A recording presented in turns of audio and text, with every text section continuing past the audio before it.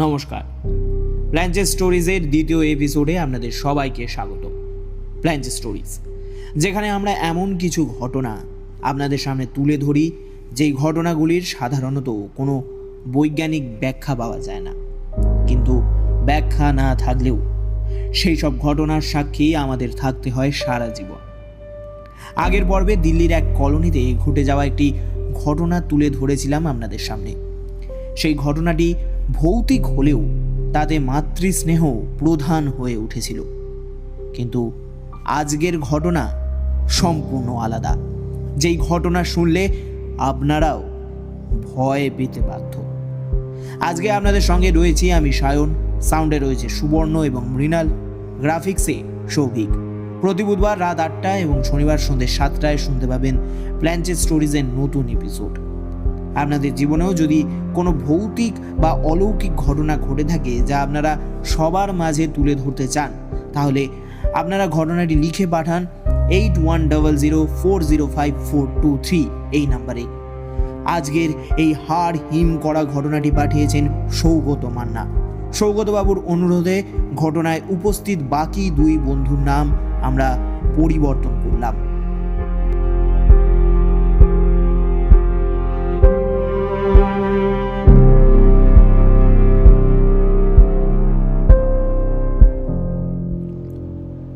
শান্তিনিকেতনের সেই সফরটার কথা আজও ভুলতে পারিনি আমি। প্রথম থেকে বলি, ঘটনাটা আজ থেকে প্রায় 3 বছর আগের।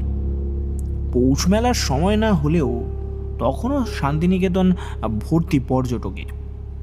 আমি আর আমার দুই বন্ধু সৌরভ আর অর্ণব ঠিক করেছিলাম 2 দিনের জন্য একটু ঘুরে আসব। সারাদিন বোলপুর, সোনাঝুরি, খোয়াইয়ের হাট ঘুরে সন্ধ্যার দিকে যখন থাকার জায়গা খুঁজতে শুরু করলাম, তখনই বুঝলাম বড় ভুল হয়ে গেছে। প্রায় সব হোটেলই ভর্তি তখন। অনেক খোঁজাখুঁজির পর এক বৃদ্ধ লোক আমাদের বললেন একটা পুরনো হোটেলের কথা, কিন্তু কথার মাঝেই একটু থেমে গিয়ে বলেছিলেন, ওই ওই রাস্তার উল্টো দিকের হোটেলটা এড়িয়ে চলবেন বাবুরা। ওখানে ওখানে ভালো কিছু নেই। আমরা হেসেই উড়িয়ে দিয়েছিলাম ব্যাপারটা। ভূতের গল্প শুনতে ভালো লাগলেও আমরা বিশ্বাস করতাম না কেউই। শেষ পর্যন্ত ঘুরে ফিরে সেই হোটেলেই আমরা উঠলাম। হোটেলটা খুব পুরনো ধরনের, লম্বা করিডোর, স্যাঁতস্যাঁতে দেওয়াল, আর একটা অদ্ভুত গন্ধ, যেন বহুদিনের বন্ধ ঘরে ধূপ আর পুরনো কাঠের গন্ধ মিশে আছে। রিসেপশনের লোকটাও কেমন যেন চুপচাপ ছিল। বারবার মনে হচ্ছিল যেন আমাদের কিছু বলতে চায়, কিন্তু ঠিক বলতে পারছে না। আমরা রাতের খাওয়া সেরে ঘরে ফিরলাম প্রায় 11:30টার সময়। সারাদিন ঘোরাঘুরিতে ক্লান্ত ছিলাম বলে লাইট নিভিয়ে শুতেই ঘুমিয়ে পড়লাম। বাইরে তখন অদ্ভুত নিস্তব্ধতা, মাঝে মাঝে শুধু দূরে কুকুরের ডাক শোনা যাচ্ছিল। আমি ঘুমিয়ে পড়েছিলাম কিনা জানি না, হঠাৎ সৌরভের গলা শুনে চোখ খুলে গেল। এই, তোরা কি কেউ আমাকে ধরছিস? আমি বিরক্ত হয়ে বললাম, আরে ধুর, রাত দুপুরে আবার শুরু করলি তুই। সৌরভ তখন বিছানায় উঠে বসেছে। অন্ধকারেও বুঝতে পারছিলাম ওর গলায় ভয়। সৌরভ বলল, আরে না রে, এই দেখ, কেউ যেন পিঠে নখ দিয়ে আঁচড় কাটলো। অর্ণব হেসে বলল, আরে ভাই, স্বপ্ন দেখছিস, শুয়ে পড়। আমিও তাই ভেবেছিলাম, কিন্তু 5 মিনিট পরেই সব বদলে গেল। হঠাৎ সৌরভ একটা বিকট চিৎকার করে বিছানা থেকে লাফিয়ে উঠল। আরে এই দেখ, আবার কাটলো। এবার আমি সত্যিই ভয় পেয়ে গেলাম। মোবাইলের টর্চ জ্বালিয়ে দেখি সৌরভের পিঠে লালচে 3টে দাগ, যেন কেউ ধারালো নখ দিয়ে টেনে দিয়েছে। আমাদের বুকের ভেতরটা নিমেষেই ঠান্ডা হয়ে গেল। আমি উঠে দরজা জানলা পরীক্ষা করলাম, সব ভেতর থেকে বন্ধ, বাইরে থেকে ঢোকার কোনো উপায়ই নেই। ঘরের মধ্যে তখন হঠাৎ অস্বাভাবিক ঠান্ডা লাগতে শুরু করেছে, অথচ ফ্যানও বন্ধ ছিল। ঠিক তখনই আমাদের চোখে পড়ল দরজার উল্টো দিকের দেওয়ালে একটা গোলাকার ফ্যাকাশে আলো।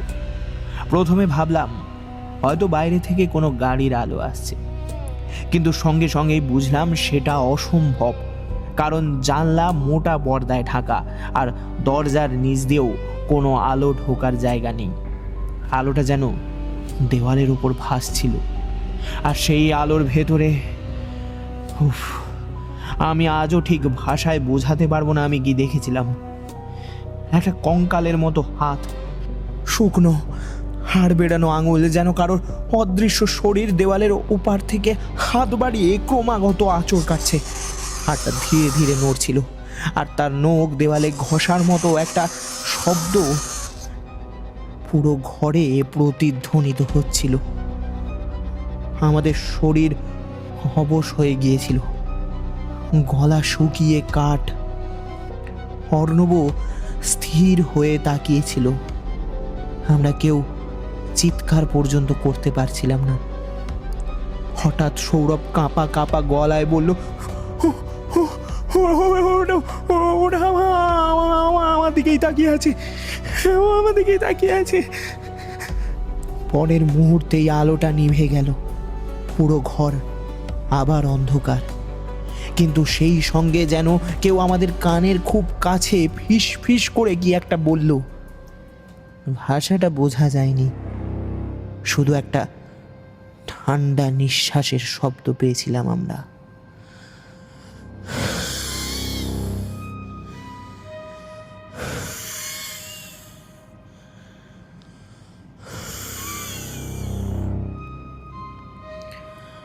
সেই রাতে আর আমরা ঘুমোইনি।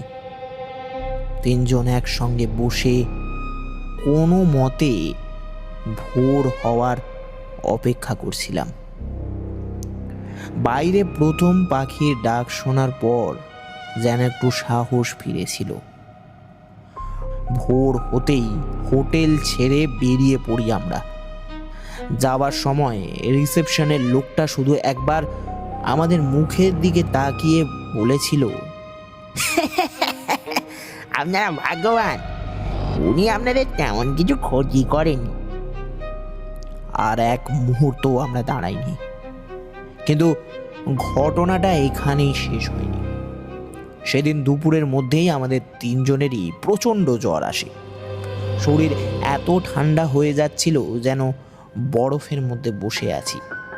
সৌরভ মাঝে মধ্যে ঘোরের মধ্যে বলছিল, হাতটা আবার আবার আবার আবার আবার আসবে, আবার আসবে, আবার আসবে। টানা 3 দিন জ্বর ছিল আমাদের। আর সেই সময় প্রত্যেক রাতে আমি একই স্বপ্ন দেখতাম। অন্ধকার একটা ঘর, দেওয়ালে গোল আলো, আর সেই কঙ্কালের হাত ধীরে ধীরে আমার দিকে এগিয়ে আসছে। আশা করি আমার এই ঘটনাটা তোমাদের পছন্দ হবে। আমার জীবনে আরও একটি ভৌতিক ঘটনার অভিজ্ঞতা আছে। এইটার পর তোমাদের সেই ঘটনা শোনাবো একদিন।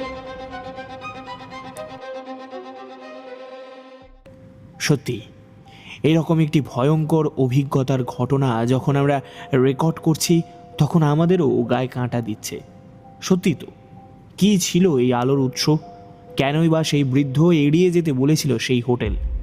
আমাদের সবার কাছেই তা অজানা থেকে যাবে। অসংখ্য ধন্যবাদ সৌগত বাবুকে আমাদের সঙ্গে তার এই ভয়ঙ্কর অভিজ্ঞতা ভাগ করে নেওয়ার জন্য। তো এই ছিল আজকের ঘটনা। আপনারা কি মনে করেন, সত্যি কি সব কিছুর বৈজ্ঞানিক ব্যাখ্যা সম্ভব, নাকি কিছু রহস্য আজও রয়ে গেছে আমাদের বোধের বাইরে? যদি আপনাদের ভালো লেগে থাকে আজকের এই পর্ব, তাহলে অবশ্যই ভিডিওটি লাইক করুন, চ্যানেলটি সাবস্ক্রাইব করুন এবং বেল আইকনটি প্রেস করে রাখুন, যাতে প্ল্যানচেট স্টোরিজের আগামী ভৌতিক ঘটনাগুলি সবার আগে আপনারাই শুনতে পারেন। আর আপনাদের জীবনেও যদি ঘটে থাকে কোনো অদ্ভুত, অলৌকিক বা ভয়ঙ্কর অভিজ্ঞতা, তাহলে সেটি লিখে পাঠান আমাদের হোয়াটসঅ্যাপ নাম্বার 8100405423 এই নাম্বারে। হয়তো আপনার পাঠানো ঘটনাটি হবে আমাদের আগামী এপিসোডের রহস্য। আমি সায়ন, সঙ্গে ছিল সুবর্ণ, মৃণাল এবং সৌভিক। আজকের মতো বিদায় নিচ্ছি। আবার দেখা হবে আগামী শনিবার ঠিক সন্ধ্যে 7টায় নতুন কোনো রহস্যময় ঘটনার সঙ্গে।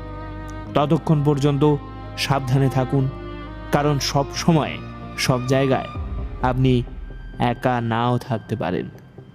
শুভরাত্রি।